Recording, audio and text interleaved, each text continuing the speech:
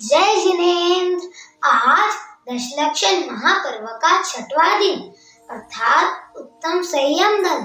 तो आइए कहानी के माध्यम से समझते हैं उत्तम संयम धर्म का स्वरूप। एक बार एक राजपुरोहित के मन में यह विकल्प उठा कि राज दरबार में मेरा सम्मान मेरे पांडित्य के कारण है या मेरे संयम रूप सदाचार के कारण। राजपुरोहित जी राजा को धर्म नीति पर योग्य परामर्श दिया करते थे, इसलिए वे राजा के श्रद्धा के पात्र थे। राज दरबार खत्म होने पर उन्हें रोज एक स्वर्ण मुद्रा मिलती थी। उनके सामने स्वर्ण मुद्राओं का थाल आता था, लेकिन वह उसमें से केवल एक स्वर्ण मुद्रा उठाते थे। आज पुरोहित जी ने एक के जगह 2 स्वर्ण मुद्राएं उठा ली। तब खजांची ने सोचा कि शायद अनजाने में पुरोहित जी से 2 मुद्राएं उठाई गई होंगी। जब पुरोहित जी ने दूसरे दिन 3 मुद्राएं उठाई तो यह बात राजा के कान तक पहुंच गई और तीसरे दिन जब पुरोहित जी ने पुनः 3 मुद्राएं उठाई तब यह बात सारे दरबारियों को मालूम हो गई।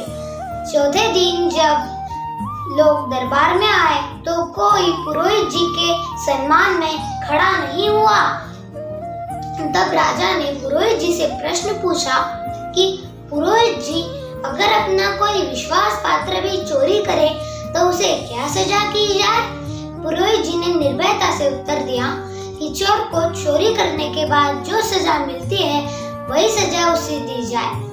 तब राजा ने कहा, पुरोहित जी, आप लगातार 3 दिनों से स्वर्ण मुद्राओं की चोरी कर रहे हो, क्या आपको सजा दी जाए?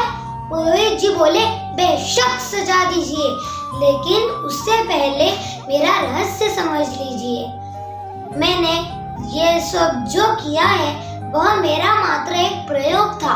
मैंने यह प्रयोग ये जानने के लिए किया कि इस राज दरबार में मेरा सम्मान मेरे संयम के कारण है या मेरे ज्ञान के कारण।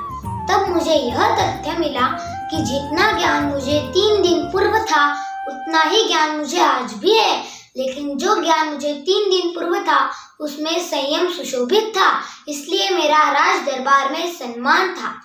अब आप जो भी सजा मुझे देंगे वह मुझे स्वीकार है। इस कहानी से हमने यह सीखा कि ज्ञान प्रशंसनीय होता है लेकिन संयम पूजनीय होता है। बोलिए उत्तम संयम धर्म की जय हो, जय हो, जय हो। जय जिनेंद्र।